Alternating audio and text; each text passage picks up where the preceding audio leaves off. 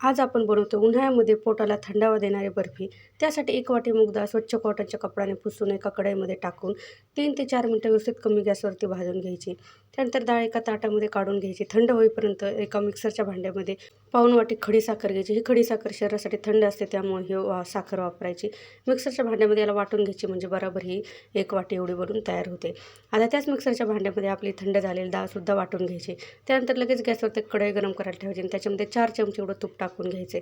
तूप चांगलं गरम झाल्यानंतर वाटून घेतलेल्या डाळीचं पीठ त्याच्यामध्ये छान असं 3 ते 4 मिनिटं भाजून घ्यायचे. डाळ भाजून घेतल्यामुळे पीठ भाजायला बिलकुल जास्त टाईम लागत नाही. आता पीठ भाजल्यानंतर एका ताटामध्ये काढून घ्यायचे.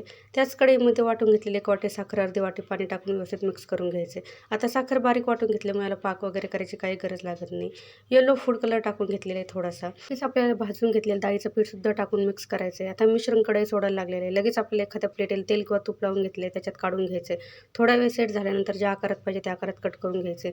आवड असेल लाईक करा. पूर्ण व्हिडिओ चॅनलवरती बघू शकता. Bye bye.